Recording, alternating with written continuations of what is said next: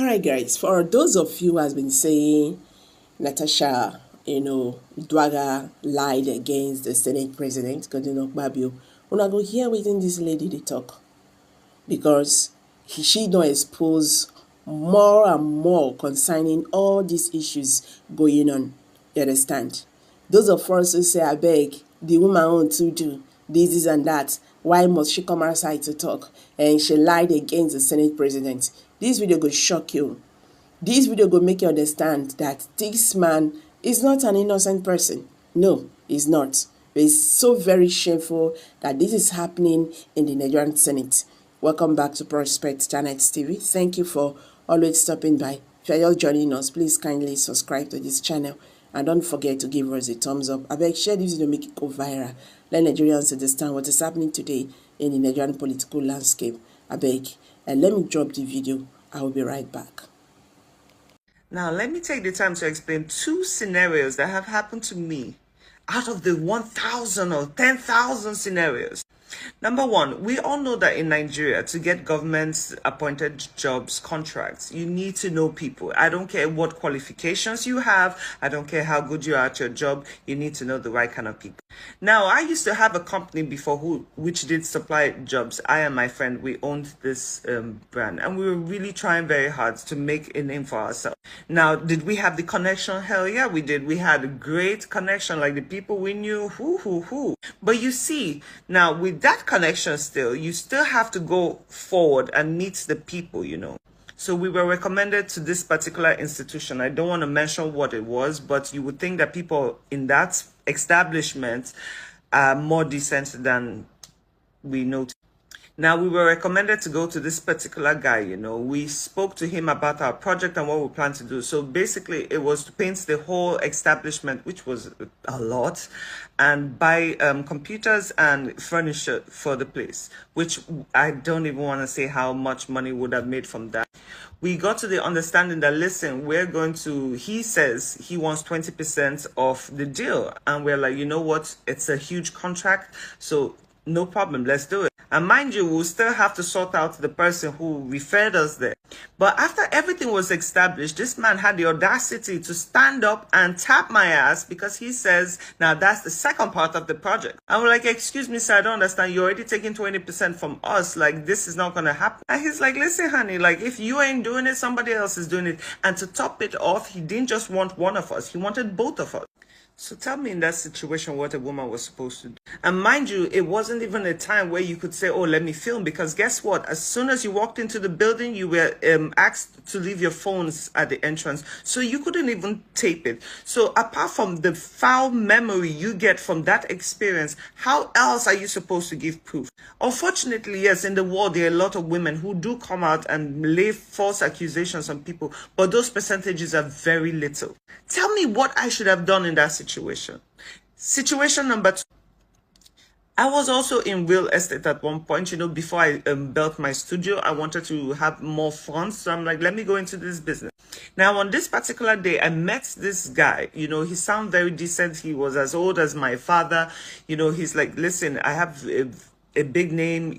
He actually did have a very big name in the real estate business in Lagos. And he's like, listen, if you can help me with my properties, you can put them on the market and you get a commission, blah, blah, blah. So as time went on, we discussed about it. And he said, listen, let's have an official meeting in my office. So I went to the location, dressed properly. I had my jacket on, long pants, everything covered, because I don't want to. I've been in situations like this too many times that I just want to avoid any drama. So decent is.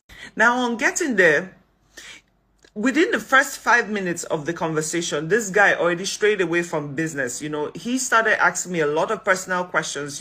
Are you in a relationship? And in my head, I'm like, why are we talking about me being in a relationship? He goes ahead asking a lot of very deep personal questions. And I already knew from that moment, listen, first of all, I won't, even if I get the job from you right now, I won't be able to work with you because your mind is already far gone. And what makes me even more angry is like, men in Nigeria forget about how much money they can profit off your back and focus on something so unimportant that it really baffles me. Anyway, After a little while longer, 20 minutes, I felt very uncomfortable with the line of questioning this man was putting. So I said, listen, I do have another meeting. I have to leave, blah, blah, blah. We'll keep in touch. This guy stands up and attempts to hug me, which, bro, you don't know me that well, so you shouldn't even be that close. So what I would normally do out of being uncomfortable is do a side hug. No, this mother effer turned around and planted one on my mouth. Like he had the audacity to kiss me and then shove me into the wall.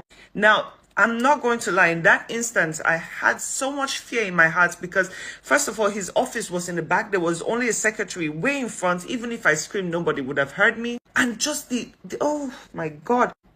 See, I tried to push this man off. I tried very, very hard. Finally, eventually, I did get him off me. And he just kept talking about how beautiful I was and how he just needed to have some...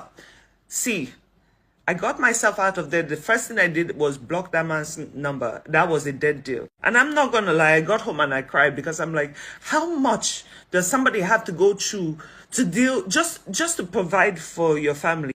Now, I kept receiving calls, no joke, for about 3 months. It was minimum of 7 calls a day to 28 calls a day. This man will call off different numbers. Remember, I blocked him. So he will call me off different numbers saying how he really wants me, how he did it.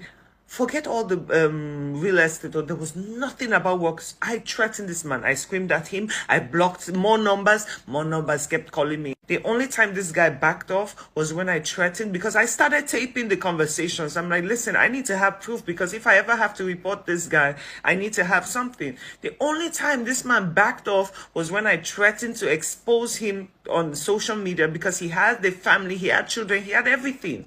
You know, that was the only time he decided to back off. But why do I have to go through that? Senator Natasha is a very beautiful woman. I mean, the more I listen to her, how like she's gorgeous. I understand why some men will have the audacity to even approach her in such a manner. They don't care if you're married. If, like I said in my previous video, they don't care if you're married, if you're pregnant. They do not care. They want what they want when they want it, and you're supposed to deliver. I have lost so many jobs and great opportunities in my life because I refuse to fall for this. Because listen, if I would ever have to do anything with any man, it is because I want to, because I genuinely like you. There is no way in hell you're going to put pressure on me and feel like because you're going to put a couple of thousand in my account or millions, you think you are. And oh my God, my strong head is more than the money you want to give me. And then some people have the audacity to say women are emotional. Men, I am sorry, and this is another topic, men have always, from the beginning of time, known to be the most emotional people ever. But you know what? We will take that one too. Call us emotional. We're fine with that too. Some men would even justify in my comments, but even men are being harassed and everything. Yes, they are. Just like my other video, I said men are narcissists. Oh, but women too. Yes, they are. But we're talking about percentage right now. If a woman taps a man's ass, you have the chance to report it. You have the opportunity to do that. But because you guys have made yourselves heroes, you don't want to embarrass yourself by saying anything. And this is where I say the shame comes in. A lot of people say, oh, if a woman was raped, why didn't she report? Because somehow society will make you feel ashamed of being the victim. So no, in many situations, you might not have evidence, but I very, very much doubt that a woman with this prestigious reputation she has will go and make a false accusation on a man just for what? What would be the point for her to publicly embarrass herself that way? But you see the way God works? Sometimes you might need to fall before you rise. Because I'm telling you, this woman has become a movement. If she decides tomorrow to be president, I will vote for her. Because sometimes you have to fall to rise. And this is a perfect example of that. God will never let a good woman fall or a good man fall. This woman has, like, she has done things for her community. People genuinely just love her because of the actions she has taken. How many people now can tell me in our between our politicians that can come out with their full chest and walk through a crowd of people? My dear, she could. That woman is an iron woman, and if you cannot give her the respect, shut the fuck up on the internet. Don't come talking rubbish, because we don't want to hear it. We want a better community, and that's that. We're not comparing ourselves to anyone else. We need to reform us first. Alright guys, thank you very much for staying to the end of this video. Please, what's your take? Share your thoughts, subscribe, like. Thank you, and bye for now.